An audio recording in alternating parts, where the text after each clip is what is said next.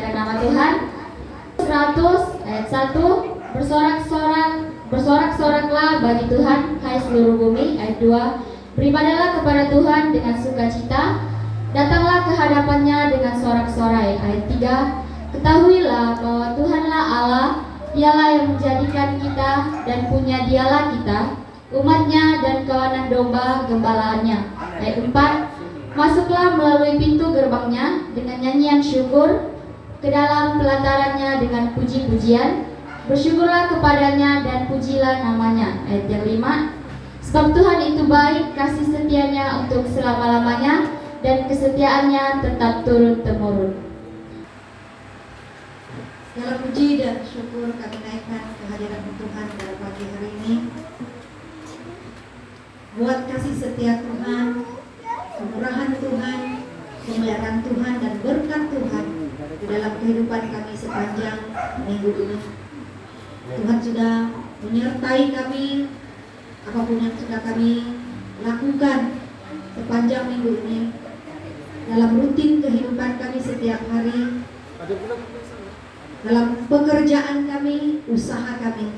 Kami tahu Tuhan sudah memelihara kami dan memimpin kami hari ini, datang di tempat ini hanya untuk memuliakan Engkau dan meninggikan Engkau, Tuhan. Terima kasih Tuhan. Kami serahkan ibadah kami pada pagi hari ini.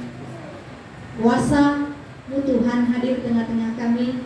Hadirat-Mu Tuhan melingkupi kami.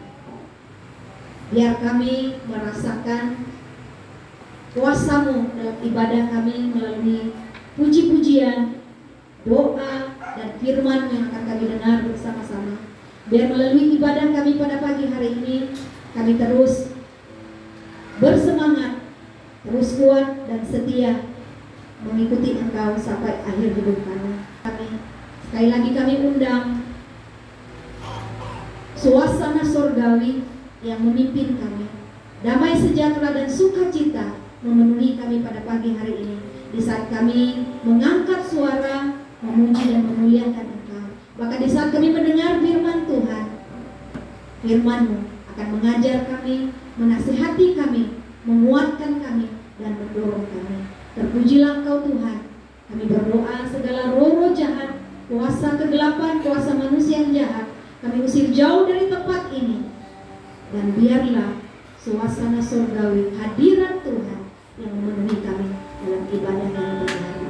Terpujilah Engkau Tuhan pada pagi hari ini. Kami serahkan ibadah kami dari awal hingga selesai. Kami berdoa, mengucap syukur, dan buka ibadah kami hanya dalam nama Yesus Tuhan dan Juru Selamat kami. Semua yang percaya katakan amin. Kepadamu itu rinduku,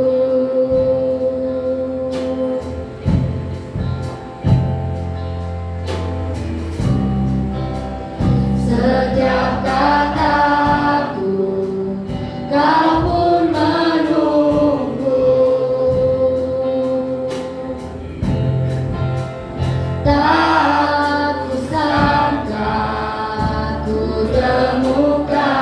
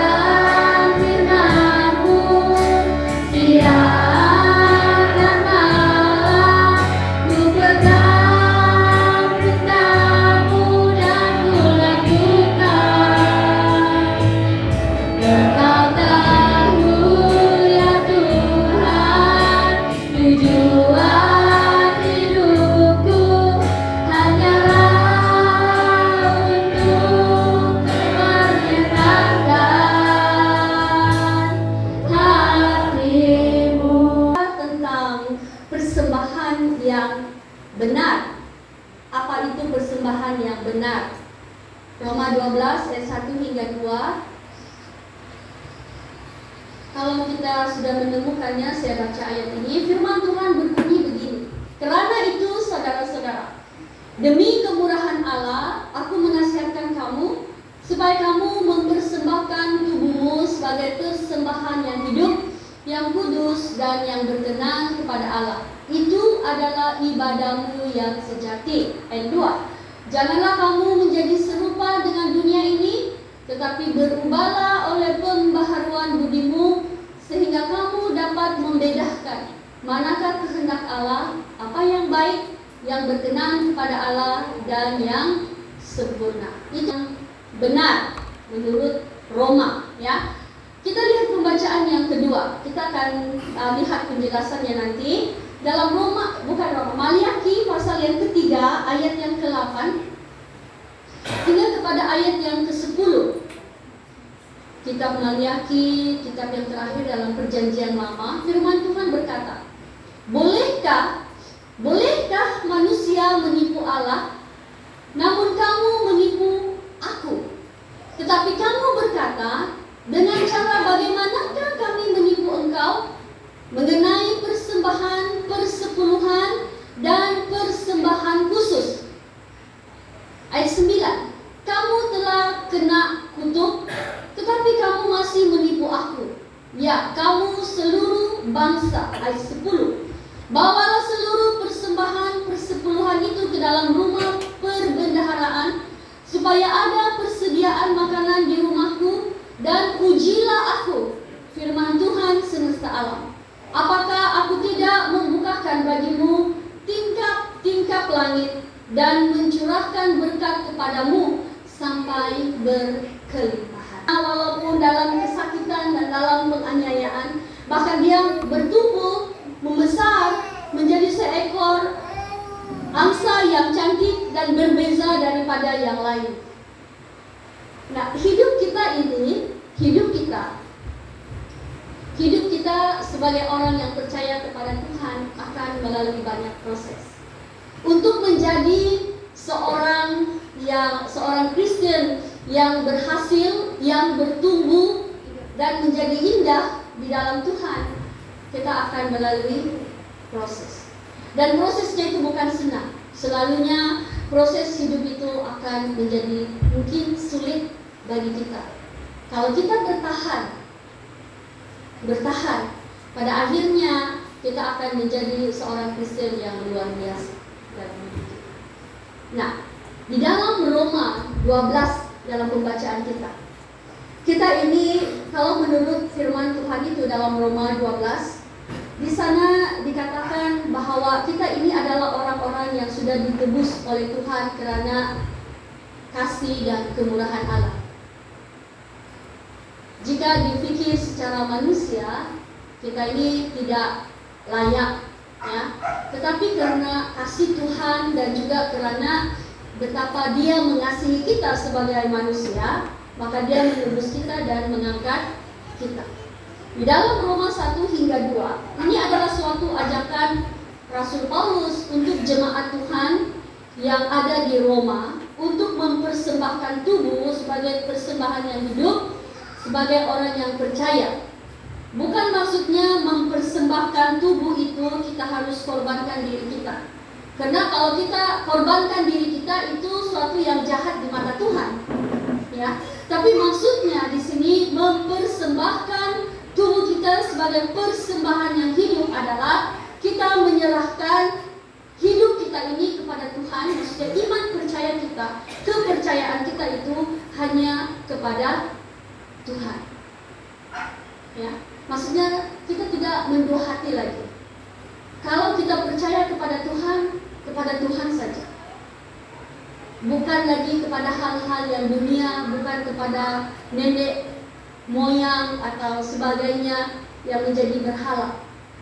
Ya, karena orang-orang di Roma ini pada waktu itu, walaupun memang ada di antara mereka yang percaya kepada Tuhan, tetapi orang-orang Roma bukanlah orang-orang Kristen sepenuhnya. Jadi Paulus menasihatkan kepada jemaat yang ada di Roma itu supaya mereka yang ada di antara orang-orang yang tidak percaya itu memberikan hidup mereka sepenuhnya kepada Tuhan. Ya. Nah, di dalam ayat yang kedua, ya, janganlah kamu menjadi serupa dengan dunia ini, tetapi berubahlah oleh pembaharuan budimu, dikatakan. Apa yang dikatakan di sini? Janganlah mau menjadi serupa dengan dunia, tetapi berubahlah. Apa maksudnya menjadi serupa dengan dunia? Kalau kita lihat dunia pada masa kini, ada banyak hal yang terjadi, ya. Berbeza daripada mungkin dunia bagi orang-orang yang sudah berumur pada masa sekarang ini, atau yang seumuran dengan saya, atau mungkin yang generasi yang sekarang ini, itu berbeza, tidak sama, ya. Dan firman Tuhan berkata, jangan mau menjadi serupa dengan dunia ini, tetapi berubahlah. Berubahlah itu maksudnya kita menjadi baru di dalam Tuhan. Bukan maksudnya bila kita berubah, kita warna rambut, telinga kita mungkin terpulanglah kita mau berubah macam mana, tetapi maksudnya iman kita itu. Ada orang yang ubah bentuk dirinya. Ada yang lelaki jadi perempuan, perempuan jadi lelaki, itu berubah. Bukan itu yang Tuhan mau. Yang Tuhan inginkan perubahan itu adalah hidup kita di hadapan Tuhan. Bagaimana kita menjadi dari seorang yang jahat menjadi orang baik, menjadi dari seorang yang tidak percaya menjadi percaya. Bukan kita mau berubah, mengubah kehidupan kita. Kita mau ubah rambut kita mau ubah, kita punya kita mau kasih bertato ke apa, itu terpulang dengan kita. Kalau kita percaya kepada Tuhan, itu tidak akan menjadi masalah. Tetapi bukan juga saya suruh kamu, tapi maksudnya di sini yang menjadi masalah pada masa kini adalah orang-orang yang mengubah diri mereka dari ciptaan Tuhan, dari kelahiran mereka menjadi yang lain. Contohnya seperti yang saya katakan tadi, yang lelaki mau jadi perempuan, yang perempuan mau jadi lelaki. Ya. Lelaki kawin lelaki, perempuan kawin perempuan. Itu sekarang kan? Itu dunia sekarang. Tuhan katakan berubahlah, jangan mau menjadi serupa dengan dunia ini, walaupun itu kelihatannya baik. Tapi firman Tuhan katakan semuanya itu mereka lakukan hanya untuk memuaskan hawa nafsu mereka sahaja. Ya, jadi hati-hati kita pada masa ini sebagai orang yang percaya kepada Tuhan. Tuhan tidak mau kita hidup sama seperti masa lalu kita yang belum percaya kepada Tuhan. Tuhan mau kita hidup baru sebagai seorang yang sudah ditebus oleh Tuhan. Dalam tema di sini dikatakan pembaharuan hidup. Jadi pembaharuan hidup itu maksudnya dalam iman percaya kita, bukan fisikal kita. Tapi mungkin dari emosi, dari mental kita, emosi kita, kehidupan sosial kita, ya, kehidupan rohani kita di hadapan Tuhan. Itu yang Tuhan inginkan. Sehingga kita akan menjadi kuat. Bagaimana kita tahu kita ini kuat atau tidak? Bagaimana kita tahu kita adalah orang Kristen yang kuat atau tidak? Kita akan diuji dengan berbagai macam ujian hidup. Saya tidak juga pernah kerja di Lombok emas. Tapi emas itu sebelum dia diproses, dia hanya satu logam yang macam tidak ada nilainya, tidak bernilai. Bagaimana dia boleh jadi rantai emas, jadi gelang emas, entah yang berapa karat lah, yang paling kecil, yang paling besar, semuanya itu melalui proses dengan darjah kepanasan yang luar biasa.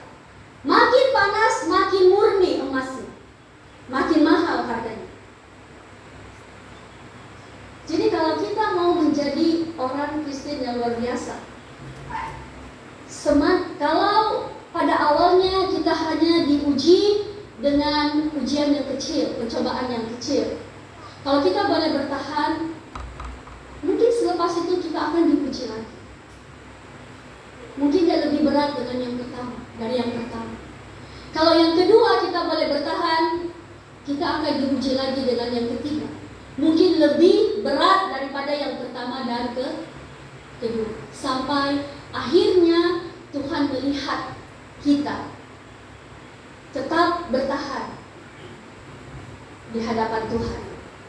Ya, jadi kita akan tahu kalau kita boleh bertahan sampai kepada akhir hidup kita dengan setiap ujian-ujian itu, kita adalah orang-orang yang menang, kata firman Tuhan dalam kitab Wahyu. Ya, jadi tidak mudah. Nah, di dalam Maliaki, saya macam belum sebut tema saya kan? Tema kita hari ini adalah hidup yang menyenangkan hati Tuhan. Bagaimana kita mau hidup menyenangkan hati Tuhan? Di dalam Maliaki pasal yang ketiga itu sebenarnya mengenai persembahan dan persepuluhan. Kenapa Nabi Maliaki mengajar orang-orang Yehuda? Karena orang-orang Yehuda pada masa ini ataupun orang Israel, karena mereka baru sejak kembali daripada pembuangan di Babel selama 70 tahun. Mereka dibuang di Babel karena ketidaktaatan mereka kepada Tuhan. 70 tahun mereka dalam pembuangan, mereka dibawa kembali, membangun kembali bait Allah yang sudah dihancurkan oleh Babel. Ketika mereka sudah membangun, Tuhan sudah menyertai. Di awal hidup mereka itu mereka hidup taat kepada Tuhan. Tapi setelah beberapa lama, mereka kembali lagi kepada hidup asal mereka. Kehidupan asal maksudnya mereka mulai lagi dengan kehidupan yang tidak menyenangkan hati Tuhan, yang membawa mereka itu dihukum dan dibuang ke Babel. Mulai lagi mereka. Dan di sini, di dalam latar belakang kitab ini, mereka melanggar beberapa perintah dan menipu Tuhan dengan tindakan mereka. Dan mereka sangat berani. Lihat apa yang ditanyakan, mereka tanya di dalam ayat yang ke-8 dalam Maliaki itu. Bolehkah manusia menipu Allah? Ini macam seolah bonus kan? Bolehkah manusia menipu Allah? Siapa yang selalu menipu? Manusia atau Allah? Nah, manusia. Dia tanya lagi, bolehkah manusia tipu Allah? Tidak boleh. Selalu kita menipu. Namun kamu menipu aku, kata Tuhan. Nah, di dalam hal ini, apa saja perkara yang menyenangkan hati Tuhan? Mungkin kita tanya, apa sajalah yang saya boleh buat yang boleh menyenangkan hati Tuhan? Kalau saya buat ini tidak boleh, buat itu tidak boleh, jadi apa yang saya boleh? Supaya saya boleh menyenangkan hati Tuhan. Ada dua perkara di sini yang kita mau lihat hari ini. Yang satu, hidup menurut perintah Tuhan. Senang saja. Hidup menurut perintah Tuhan. Di dalam ayat yang ke-7 pasal 3 dalam Maliaki itu, sejak zaman nenek moyangmu kamu telah menyimpang dari ketetapanku dan tidak memeliharanya. Kembalilah kepadaku, maka aku akan kembali kepadamu. Hidup menurut perintah Tuhan. Orang Israel, mereka melakukan penyimpangan. Ya, mereka tidak mendengar Tuhan dari awal lagi. Mereka menyimpang dari ketetapan dan tidak menghargai apa yang Tuhan sudah lakukan. Nah, ketika kita melanggar perintah Tuhan dalam kehidupan kita, itu bermakna kita memilih untuk tidak taat kepada Tuhan dan melupakan hati Tuhan. Jika kita telusuri bagaimana bangsa Israel ini tidak taat. Dari pasal 1 dalam kitab Maleakhi ini kita boleh lihat ya. Mereka, apa yang mereka lakukan? Satu, mereka melakukan korban yang salah. Sebab bangsa Israel mereka bukan beribadah macam kita sekarang ini duduk di dalam bait Allah, tidak. Mereka beribadah, mereka dikira beribadah bila mereka datang mempersembahkan korban di kemah pertemuan. Kalau mereka berbuat salah, dosa mereka, lihatlah dosa apa yang mereka lakukan. Dan mereka harus bawa 1 ekor anak lembu tambun yang berumur 1 tahun, atau kambing atau domba yang paling miskin, maksudnya orang miskin ya. Kalau mereka tidak punya ternakan, tidak ada lembu, tidak ada kambing domba, yang paling miskin mereka harus bawa burung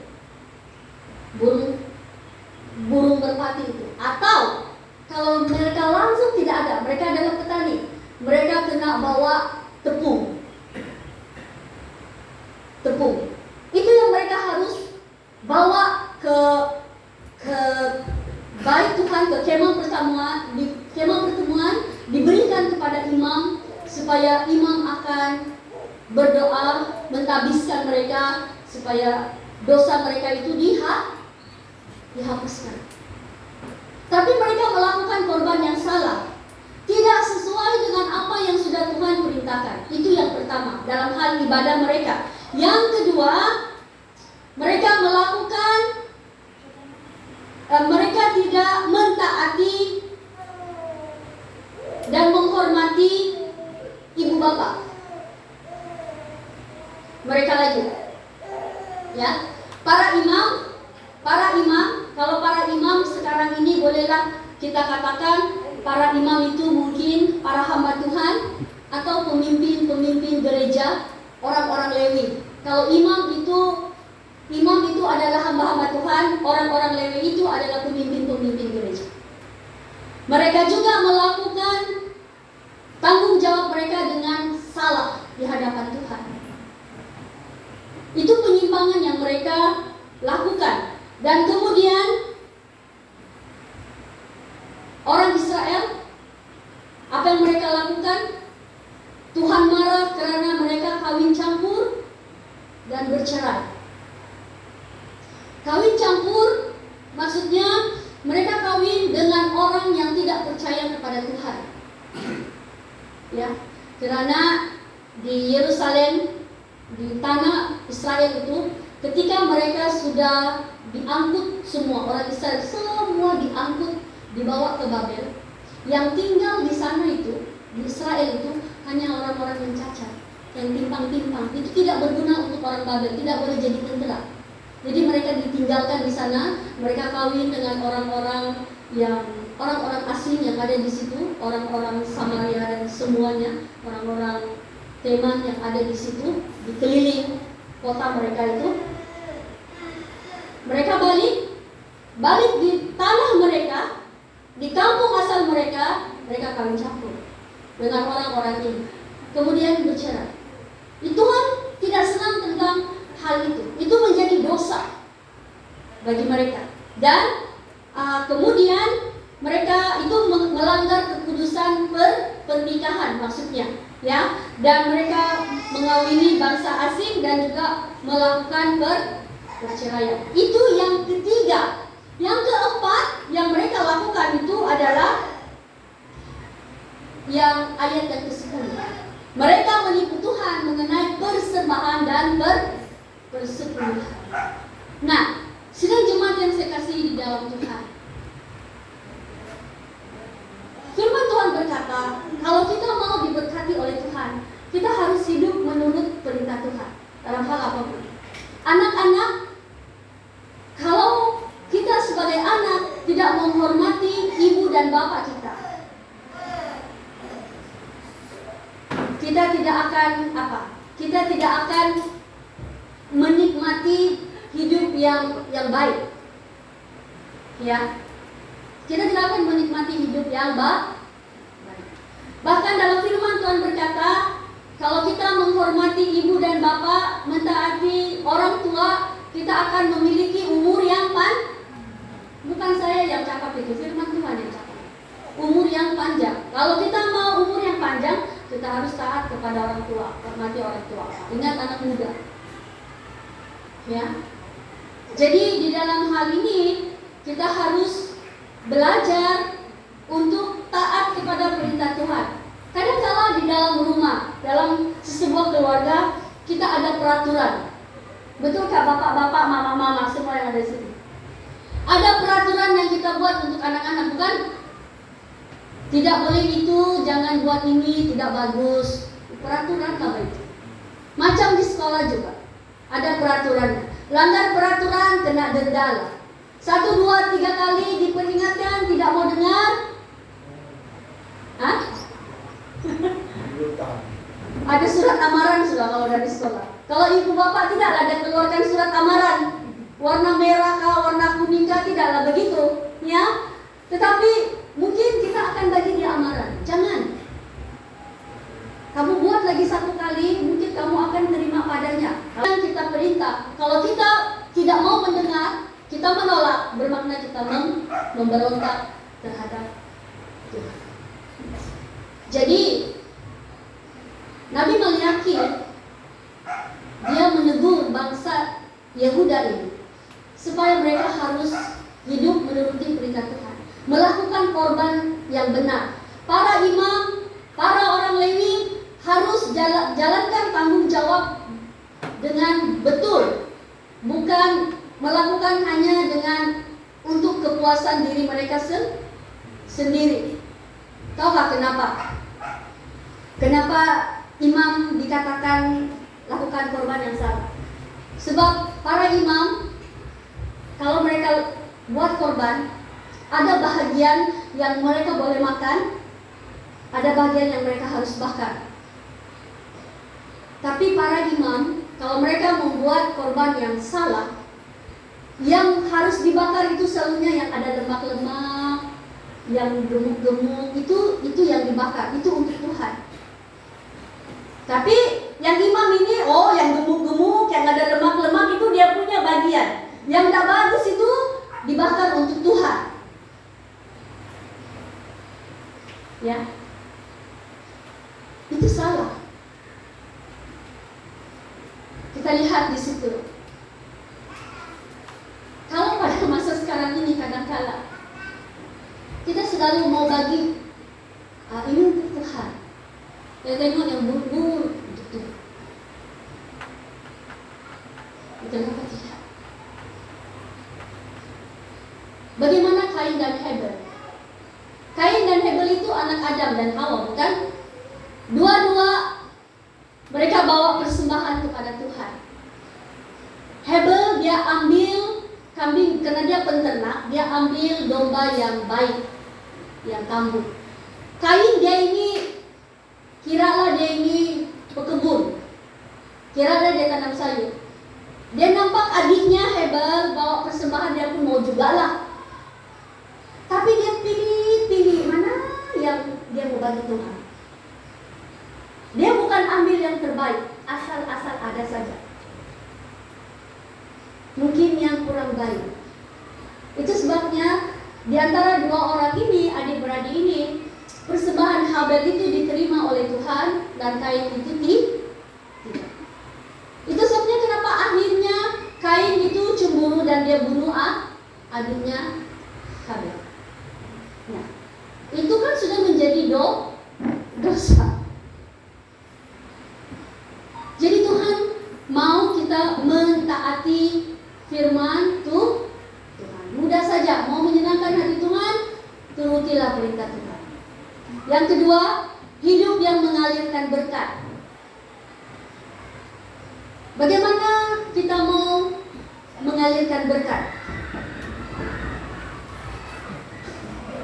Ini sekolah minggu gurunya macam merunduk, sudah lupa kita di sebelah itu. Hidup yang mengalirkan berkat. Tuhan tidak mau kita menerima berkat dan itu kita punya. Kalau kita mau menjadi berkat, semua mau diberkati gak di sini? kita memang suka diberkati.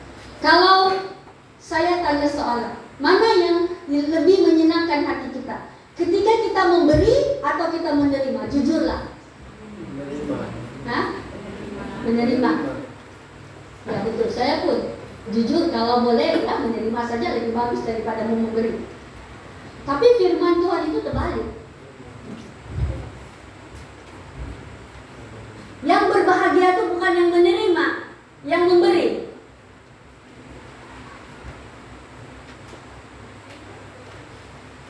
Kan? Itu firman Tuhan. Berbahagialah orang yang memberi daripada yang menerima, kata firman Tuhan. Jadi hal yang menyenangkan hati Tuhan. Kalau yang pertama kita hidup menurut perintah Tuhan, yang kedua kita harus hidup mengalirkan berkat Tuhan. Bagaimana kita mau hidup mengalirkan berkat Tuhan? Ada alasannya ya. Mengapa hal ini sangat penting dalam kehidupan kita? Mengapa firman Tuhan mengajar kita untuk memberi? Bukan karena Tuhan itu miskin. Kita tahu Tuhan itu sumber segalanya, betul? Kita selalu berdoa, Tuhan Engkaulah sumber berkat bagi saya.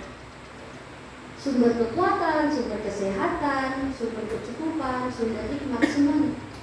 Kalau sumber bermakna dia tidak pernah habis, betul atau tidak? Dia tidak akan pernah habis. Sebab dia adalah sumber. Jadi kenapa Tuhan mau kita mengalirkan berkat pada orang lain? Saya tidak tahu kalau kamu pernah dengar ataupun pernah lihat peta di belakang Alkitab kamu. Di sana ada dua. Di utara Israel ada Danau Galilea. Kalau dalam peta ya, kamu lihat ada Danau Galilea atau Tasik Galilea. Di danau itu, tempat itu dikelilingi oleh banyak kota. Ada kota Kapernaum, ada kota, ada banyak kota lah. Ada Nazaret di sana, tempat pelayanan Yesus. Di situlah juga murid-murid Yesus ditangkap ikan, semuanya. Dia ada banyak ikan di sana. Kemudian dari Danau Galilea itu mengalirlah Sungai Yordan. Danau itu dia menerima banyak air dari bukit-bukit keliling di tanah Israel itu. Tapi kemudian ada satu air yang mengalir keluar dari Danau Galilea, itu disebut Sungai Yordan. Di hilir Sungai Yordan itu ada Laut Mati. Kalau kamu lihat itu peta ya, dia ada Laut Mati. Kenapa dia jadi Laut Mati? Di Laut Mati itu dia mati memang di situ. Itulah, kalau pernah dengar jalan mati kan? Nah, jalan mati itulah penghujungnya. Ada sudah. Itu juga itulah penghujungnya. Laut mati, matilah. Dan air dia masih tidak ada kehidupan di sana. Orang selalu mengumpamakan begini. Kita harus menjadi Danau Galilea yang menerima berkat dan harus mengalirkan berkat. Jangan menjadi seperti laut mati. Menerima berkat tapi tidak mengalirkan berkat itu kepada yang di bawah. Itu sebabnya kawasan itu dia kering. Tidak ada orang yang tinggal di kawasan itu. Kecuali orang nomad lah mungkin yang memang tinggal di gurun. Dan memang biarpun dia ada air, tapi tidak ada gunanya. Siapa yang mau minum air masin hari-hari? Coba dululah minum air laut kita. Mau gak kita minum air laut sedikit? Begitu saja. Tambah haus mungkin kita. Air garam itu tidak ada kehidupan yang boleh hidup sana. Jadi macam mana orang mau hidup? Ikan tidak ada, sumber air minum tidak ada. mau cuci kain tidak ada, mau masak tidak ada, semuanya masih. Jadi itu firman Tuhan katakan, kalau kita mau menyenangkan hati Tuhan, kita harus mengalirkan berkat kepada orang lain. Apa sajalah yang kita ada dalam kehidupan kita. Bagaimana kita boleh mengalirkan berkat? Hanya satu saja kuncinya. Yang pertama itu ya ketaatan. Kemudian yang kedua itu bagaimana kita boleh menjadi berkat kepada orang lain. Kalau di dalam ayat ini yang ditegaskan di dalam pasal 3 ayat yang ke-8 hingga ke-10 itu berbicara tentang persembahan dan persepuluhan. Abraham, Kain dan Habel sudah melakukan persembahan dan persepuluhan. Abraham juga melakukan hal yang sama. Di dalam kitab Pemazmur juga seringkali disentuh tentang hal memberi persembahan kepada Tuhan. Dan di dalam perjanjian baru itu berulang kali diingatkan. Bermakna kalau hal itu berulang kali diingatkan, itu menunjukkan bahwa hal itu sangat penting di hadapan Tuhan.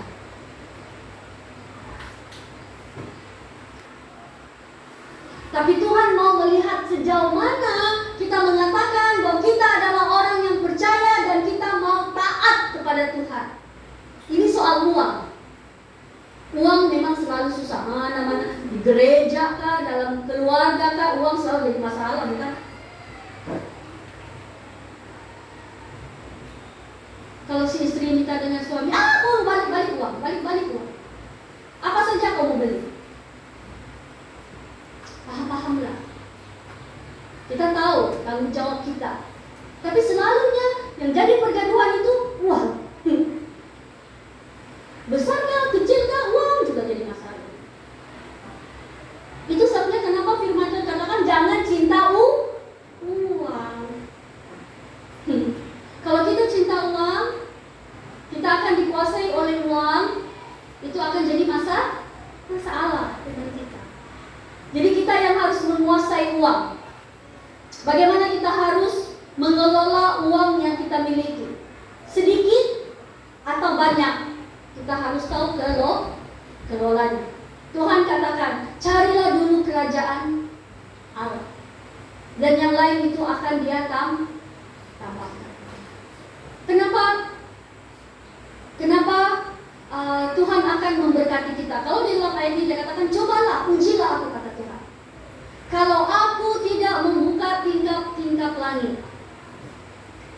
Enggak juga lah kita nampak di langit itu Tuhan buka dan uang berjatuhan semua di sini, enggak juga begitu. Tapi maksudnya Tuhan akan memberkati kita. Bukan hanya dengan keuangan. Orang selalu pikir begini sekarang. Berkat keuangan, berkat itu hanya uang. Tidak. Berkat itu boleh datang dalam berbagai bentuk dalam hidup kita. Bagaimana Tuhan memberkati kita? Mungkin 1 tahun itu kita tidak akan sakit. Itu berkat Tuhan, berkat kesehatan. Kalau kita sehat, uang kita tidak akan uang kita tidak akan keluar. Betul atau tidak? Kita tidak ada penyakit yang kronik. Kalau penyakit kronik, penyakit yang berbahaya, yang perlu rawatan, ya. Ataupun mungkin Tuhan memberkati kita itu dengan hikmat, kepandaian. Itu semuanya adalah berkat Tuhan. Tapi orang selalu pikir kalau berkat itu mesti uang yang banyak. Tidaklah, ya. Tuhan punya cara Dia sendiri. Kenapa kita harus memberi? Karena waktu kita memberi persembahan, persepuluhan atau persembahan khusus, kita belajar untuk merendahkan diri. Itu yang pertama. Yang kedua, kita belajar untuk bersyukur kepada Tuhan dengan apa yang kita miliki.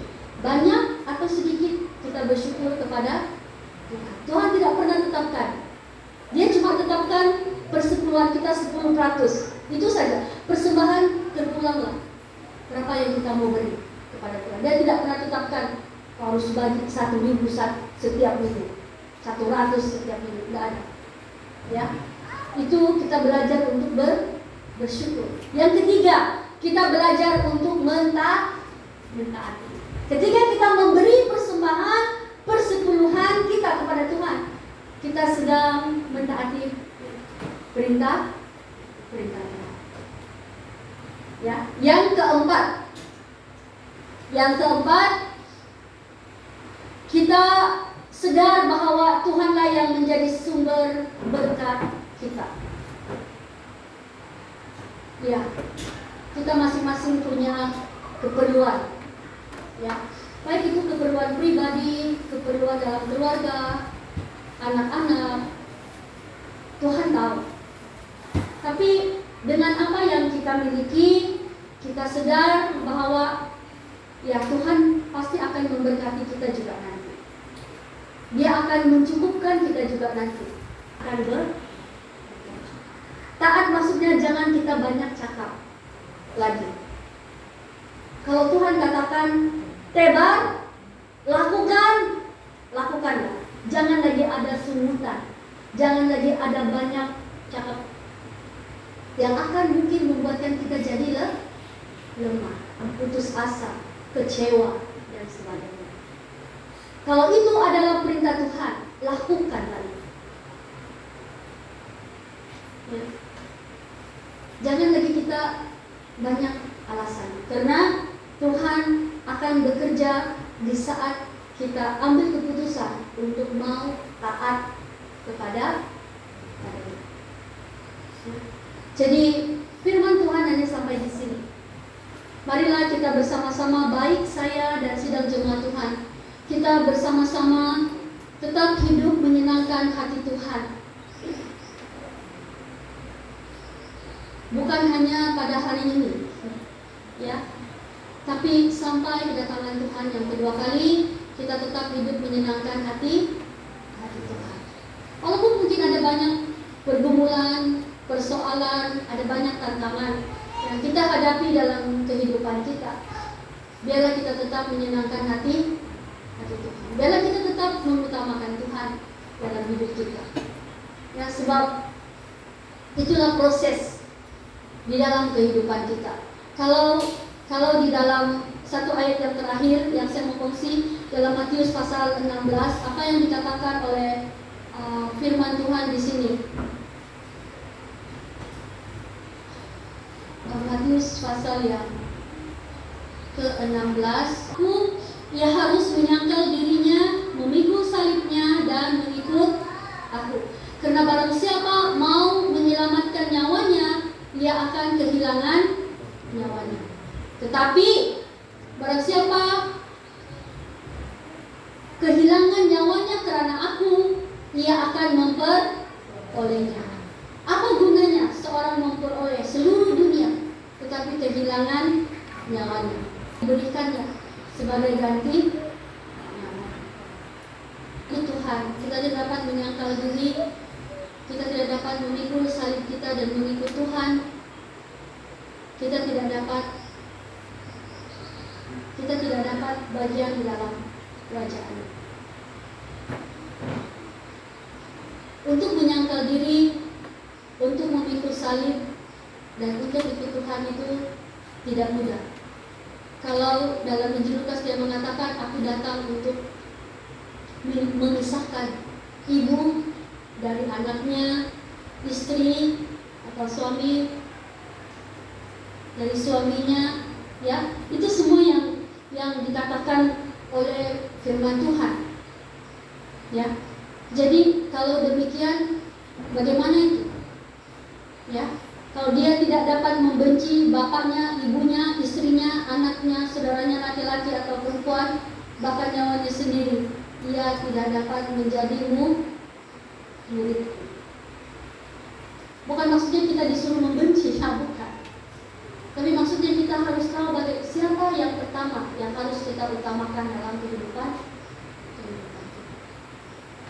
Kalau kita mau ikut tuh, jadi senangkanlah hati Tuhan, baik saya dan kita semua. Itulah pekerjaan kita, ya, sampai kedatangan Tuhan yang kedua kali.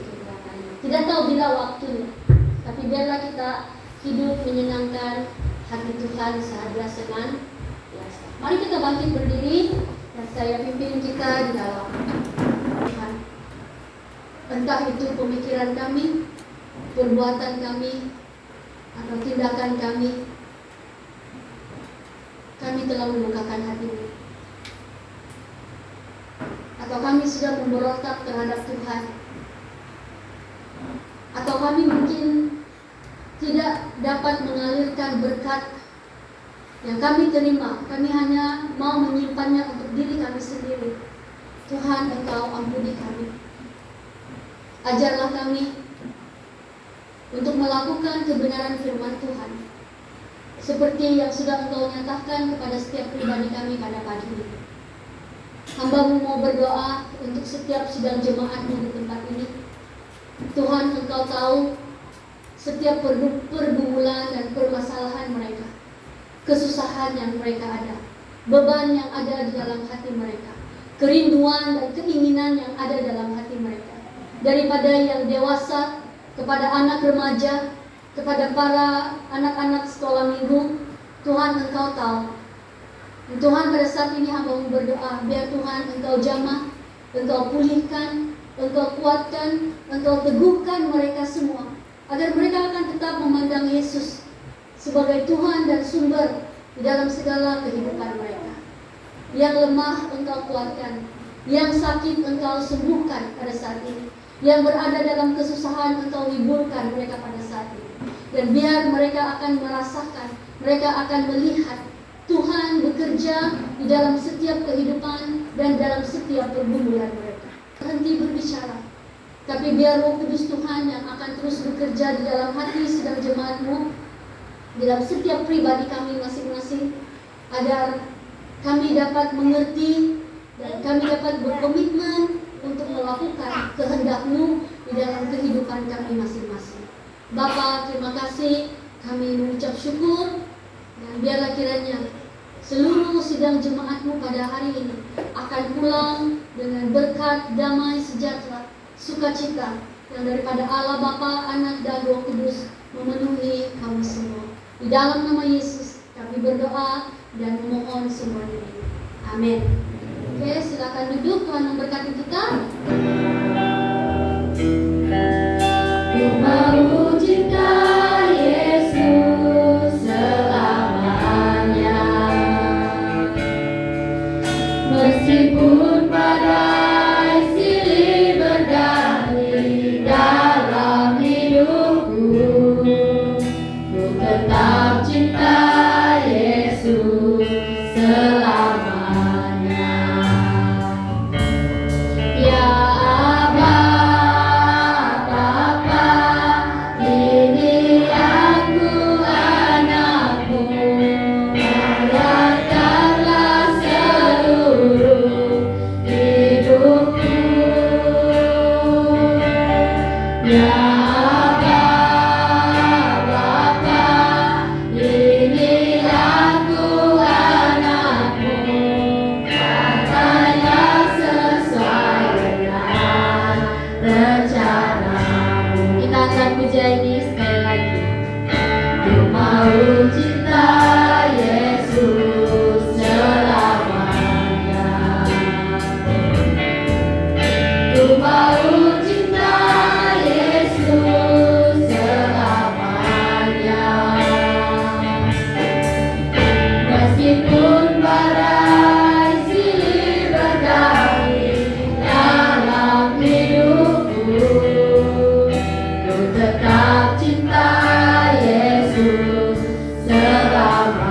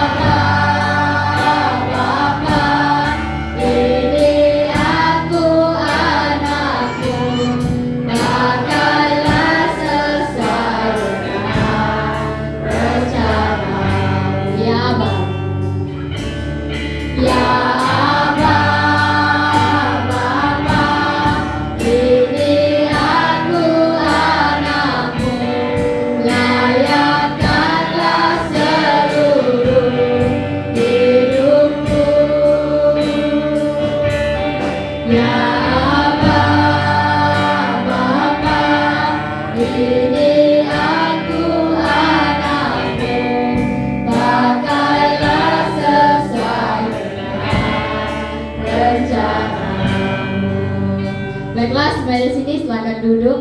SYM, saya di kampung, saya juga melayani Tuhan. Di dalam saya melayani Tuhan, kami ada mengadakan kebaktian kunjungan. Dan di dalam kebaktian kunjungan tuh banyak orang yang Kristen, cuma ada orang kurang saya dengan keluarga saya. Tapi ada satu di mana sesi encounter kami melihat cara Tuhan mengampuni kita, dan kami juga diajar. Pada saat itu kami diajar untuk sekiranya ada kami juga melakukan kesalahan, kami mengaku dosa, kami juga diajar untuk meminta maaf, dan kami juga diajar untuk mengampuni orang-orang lain sekeliling kami, bahkan orang-orang yang menyakiti hati kami. Pada saat itu sesi encounter, pastor-pastor bagi kami masa untuk kami bercakap dengan Tuhan secara pribadi, untuk apa yang kami mau lepaskanlah masa itu. Terus dalam hati saya memang teringat apa yang orang cakap, apa yang saya rasakan pada saat perkataan-perkataan yang tidak baik didengar keluar daripada mulut mereka. Tapi melihat pengorbanan Tuhan mengampuni kita, bahkan kesalahan saya pada saat itu, saya merasakan saya perlu melepaskan, saya perlu belajar untuk memberi kesempatan, memberi secara pribadi. Saya juga harus melakukan seperti apa yang Tuhan lakukan kepada saya lah. Lepas itu saya sudah melepaskan rasa sakit hati saya, kekecewaan saya kepada keluarga saya. Dan malam itu kami tidak tahu pun, yang malam itu kami akan disuruh telepon keluarga. Lepas itu secara tiba-tiba, semasa sudah ada pengakuan dosa dan untuk melepaskan rasa kekecewaan kita dalam apapun yang kita rasakan, kami dibagi masa untuk bertelepon dengan keluarga, dan sekiranya mau minta maaf boleh minta maaf, begitu. Lepas itu saya teleponlah keluarga saya pada malam hari itu. Terus rasa malu juga lah meminta maaf. Sebab kalau secara pribadi tidak pernah lah anak dengan mama meminta maaf secara berhadapan. Dan kesempatan itu saya sangat terasa senang. Sebab jauh, sebab kalau yang bercakap jauh nih kok rasa oke sedikit, macam rasa malu lah mau meluahkan ataupun menyampaikan minta maaf tuh, begitu. Lepas tuh mama saya cakap pula, iya gak apa-apa, kami pun ada salah, begitu. Terus dia tanya lah macam, kenapa kamu menangis, begitu kan. Terus kami cakap kami ada belajaran tentang ini, gitu. Terus dia cakap iyalah. Terus dia kasih tahu yang abang saya yang menolak saya melakukan pelayanan, dia cakap begini. Dia cakap, kenapa kau telepon di malam? Kemarin bilangnya abangmu ada telepon, dia bilang. Terus dia bilang dia rindu sudah kau, sebab lama sudah tidak berkomunikasi lah. Saya dengan abang saya memang selalu berkomunikasi, tapi untuk pelayanan orang ada sedikit menolak. Lepas itu saya rasa macam tenang, tidak tahu tiba-tiba saya ada rasa tenang, sebab barusan abang saya cari saya, tim saya buat pelayanan lah. Terus dia cakap begini, dia cakap, bilang abangmu dia rindu sudah kau. Dia cakap, apa jauh kamu buat di sana? Terus saya rasa macam lega lah, macam abang saya pun mau cari tahu apa yang saya buat di dalam SYM. Terus saya cakap, nanti kalau ada masa saya akan bertelepon dengan dorang. Sebab tentu kami dibagi masa telepon keluarga, dan yang saya dapat telepon masa itu mama saya sejak. Sebab abang saya kalau malam sudah tidur lah, begitu. Lepas itu saya sangat belajar pada saat itu, saya bisa melepaskan rasa kebencian saya, kekecewaan saya dengan keluarga saya. Saya syukur berada di SYM, walaupun tidak lama lagi kami berpisah, tidak lama lagi kami keluar daripada SYM. Seterusnya di luar sana kami akan lebih merasakan banyak pencobaan. Tapi di dalam SYM ada baiknya kami diajar dasar-dasar iman, bahkan cara menghadapi pencobaan di luar, kehidupan di luar yang lebih banyak pencobaan.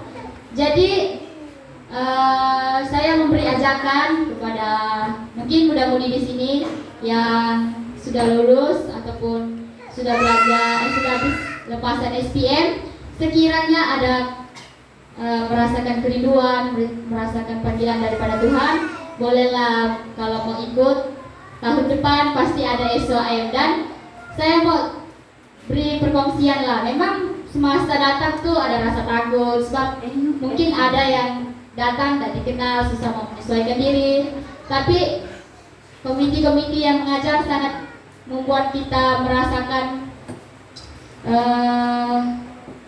kedamaian lah kalau bersama. Kami selalu dikasih tahu kalau yang datang SOM setiap tahun tuh orang cakap itu adalah adik-beradik.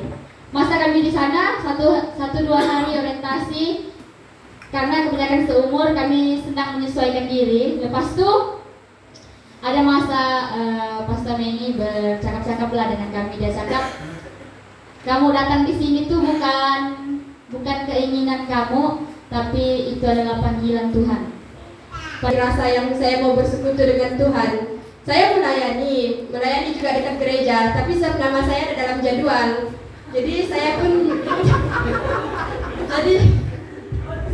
bertugas syala, sebab kan sudah ada nama di situ. Terus hari-hari sembahyang. Tapi saya tidak betul-betul yang bagi hati saya untuk Tuhan. Sebenarnya saya rasa malu dengan diri saya. Saya bergumul dalam dosa sampai saya rasa yang saya ini tidak layak untuk datang lagi dekat dengan Tuhan. Sampailah time saya masuk dekat SY, kan saya pun ragu-ragu. Mau kan tidak kasih tahu dosa saya ini, malu kan? Saya tidak malu mau kasih tahu dosanya, malu lah. Terus tapi saya tulis sejaklah, kan mau kasih tahu Tuhan gitu, macam oke lah. Terus saya tulis, saya jenis orang yang keras hati. Orang bagi nonton cerita sedih pun saya tidak menangis. Betul. Tapi time encounter nih baru disuruh kalau bertemu dengan Tuhan, apa kau mau kasih tahu Tuhan? Tiba-tiba mengalir air mata saya, menangis. Soalnya orang pas nangis terus kan kenapa tiba-tiba mengalir? Terus dekat sana kan saya rasa macam yang Tuhan sentuh bah, macam kasih tahu siapa aku mau kasih tahu kalau kau jumpa aku. Terus saya lah apa yang saya mau jumpakan. Terus saya waktu berdoa untuk pengakuan dosa, saya rasa betul yang Tuhan ada dekat depan saya, yang dia kasih tahu saya yang dia akan maafkan saya, dia sudah tebus dosa saya dan dia disalibkan. Saya rasa Tuhan sentuh saya. Time itu dan berdoa saya menangis minta ampun sama Tuhan. Saya bilang Tuhan tolong saya Tuhan. Saya bergumul dalam dosa saya. Kamu tahu kata itu, hati saya rasa lega betul. Dosa-dosa yang saya rasa macam saya tidak mau dekat sama Tuhan hilang rasa beban, hilang. Saya rasa lega. Terus dari sana tiba-tiba saya rasa rindu mau melayani Tuhan. Saya rasa macam saya mau melayani Tuhan begitu. Ya. Tapi habis sesi encounter itu saya masih lagi rasa ragu-ragu. Saya sudah rasa lega, tapi saya ragu-ragu. Betulkah Tuhan kasih ampun dosa saya? Tapi saya bersyukur sebab setiap kali kami ada kelas, mesti pastor-pastor, cikgu-cikgu kasih ingat kami yang kami mesti yakin yang Tuhan sudah mati di kayu salib, sudah berkorban untuk tebus dosa kita. Jadi kalau kita masih ragu-ragu, masih hidup dalam dosa-dosa lama kita tuh, itu maksudnya iblis nih, dia mau ganggu kita, dia mau kasih goyah kepercayaan kita, gitu. Oke. Habis sesi encounter nih, mungkin betul-betul saya kan mungkin, memang betul-betul Tuhan sentuh saya, Tuhan sentuh hati saya. Setiap hari saya rasa bersemangat. Macam sekarang, macam Serdiana bilang, saya pun tidak mau pulang, saya pun tidak mau balik sudah. Lepas